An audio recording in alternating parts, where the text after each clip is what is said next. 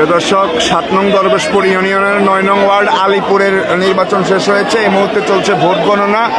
কিছুক্ষণের মধ্যেই ফলাফল প্রকাশ করা হবে। আপনারা দেখতে পাচ্ছেন, আপনাদেরকে কেন্দ্রের সামনে থেকে সরাসরি দেখাচ্ছি, ভোটারদের উপস্থিতি দেখাচ্ছি, উচ্ছ্বাস দেখানোর চেষ্টা করছি। প্রিয় দর্শক, ৭ নং দরবেশপুর ইউনিয়নের ৯ নং ওয়ার্ড আলীপুরের বিএনপির প্রতিনিধি নির্বাচনের যে ভোটের ফলাফল, সেটি কিছুক্ষণের মধ্যে ঘোষণা করা হবে। আলীপুর ওয়ার্ডে কিন্তু ৩বার করে নির্বাচনের তারিখ ঘোষণার পরে আজকে ৪র্থবার নির্বাচনের তারিখ ঘোষণা হলো এবং নির্বাচনও সুষ্ঠুভাবে সম্পন্ন হয়েছে, সুন্দরভাবে সম্পন্ন হয়েছে।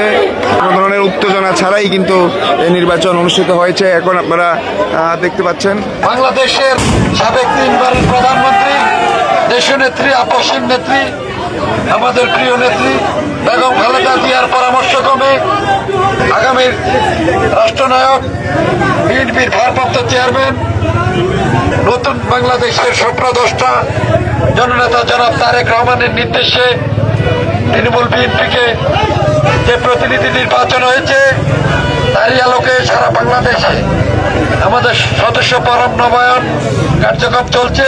ইতিমধ্যে আপনারা জানেন, আমাদের রামগঞ্জ উপজেলার অন্তর্গত ৯৯টি এবং পৌরসভার অন্তর্গত ৯৯টি ওয়ার্ডের মধ্যে আজকে পর্যন্ত ৯৭টি ওয়ার্ড নির্বাচন সম্পন্ন হয়েছে। আমরা এখানে আমি যে ফলাফল দেখেছি, তাতে অত্যন্ত আমার কাছে মনে হয় যে ৬ জন ভোট করেছে সবাই জিতেছে। কারণ সামান্য ভোটের ব্যবধানে আমরা ২ ভাই আলীপুরবাসী, আমরা ২ ভাই একটা প্রীতি খেলায় আয়োজন করে এখানে অংশগ্রহণ করেছি। আসলে আজকের খেলায় ৩ ভাই ভালো খেলেছে, তারা বিজয়ী হয়েছে, আর ৩ ভাই আজকে ভালো খেলেন নাই, তার কারণে তারা হয়তো জয়ী হতে পারেন নাই। আরেকদিন খেলা হলে দেখবেন এই ৩ ভাই খেলা না, তারা সেদিন হ্যাটট্রিক করবে। আমি বিশেষ করে যারা জয়ী হয়েছে তাদেরকে অভিনন্দন, এবং যারা জয়ী হতে পারেন না তাদেরকে অভিনন্দন, কারণ আমরা সবাই ভাই। সবাই আজকের পর থেকে এই আলীপুরে কোনো মার্কা নেই, শুধু মার্কা একটা, মার্কা আরো জোরে সবাই বলো, খালেদা জিয়ার, তারেক রহমান, আলীপুরবাসী। আমরা গত ৩ মাস থেকে এই প্রক্রিয়াটাকে শেষ করার জন্য এই পর্যায়ে এসে পৌঁছেছি। এই প্রক্রিয়া আমাদের না, এই প্রক্রিয়া আমাদের প্রাণপ্রিয় নেতা জনাব তারেক রহমানের।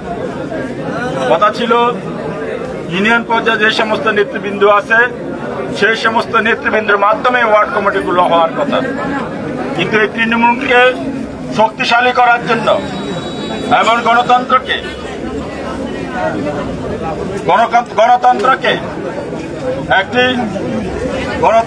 একটি সুষ্ঠুভাবে রূপ দেওয়ার জন্য তারেক রহমানের এই প্রক্রিয়ার আজকে প্রতিনিধি নির্বাচন সারা রামগঞ্জে হয়েছে।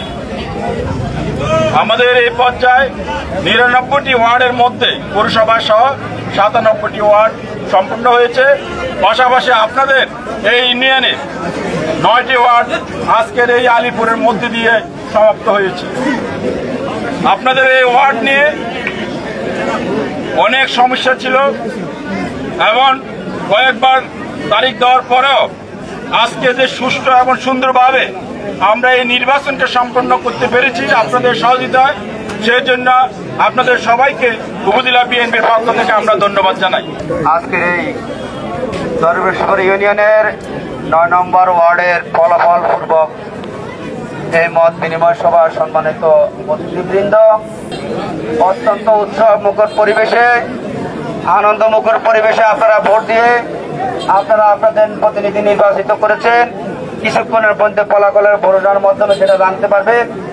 আজকে দরবেশপুর ইউনিয়নের ৭ নং দরবেশপুর ইউনিয়নে ১০ গড়িয়া থেকে ১২ গড়িয়া পর্যন্ত ১ নম্বর উত্তর দরবেশপুর ওয়ার্ডের নির্বাচন সম্পন্ন হয়েছে।